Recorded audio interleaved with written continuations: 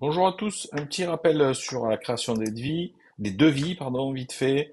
Je crée un nouveau devis, donc voilà, je mets mon client, je mets si c'est du service à la personne, j'aurai des prestations qui seront déjà définies. Si c'est pas du service à la personne, je peux créer mes prestations et avoir mon propre catalogue de prestations. Les quantités, en fait, c'est soit une quantité sur un service global, soit vous décidez que ce soit en heures. Donc si vous mettez parce que c'est un service global à la tâche et un prix à 500 euros.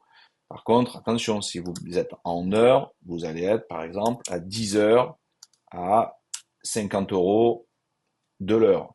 D'accord? Donc là, on aura bien un total TTC de 500. Ok? Donc je vais revenir à 1 et un prix unitaire 500, donc on revient à la même chose. Ok? Donc là, on a un petit récapitulatif financier, surtout s'il y a un apporteur d'affaires, et ensuite, on envoie le devis. Là, on va rajouter un bouton facturer, mais ça reste un raccourci. Logiquement, le code de la consommation nous oblige à envoyer un devis. Donc là, le devis est envoyé avec succès. Votre devis, je le retrouve ici, de 500 euros.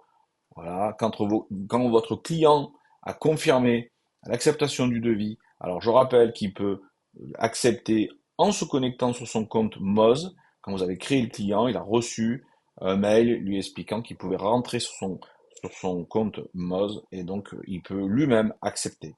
Soit il vous répond par mail, un bon pour accord, etc. Et vous pouvez dans ce cas-là accepter pour lui. J'accepte le devis, d'accord? Donc là, on retrouve la prestation, on accepte le devis. Du coup, ce devis passe en vert.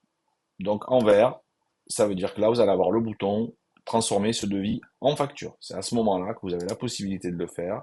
Vous transformez le devis en facture après avoir rajouté une date d'intervention.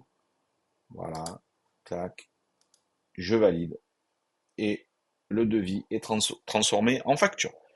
La couleur gris, veut dire que votre facture est bien partie chez votre client, d'accord?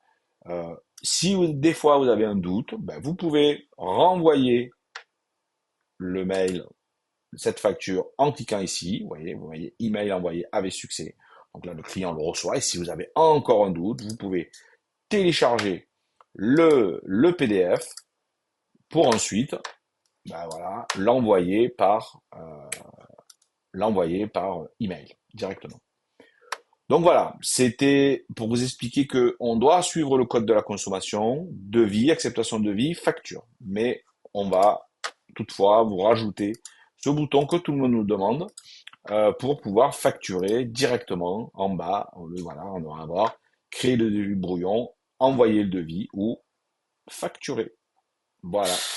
Bonne journée à tous.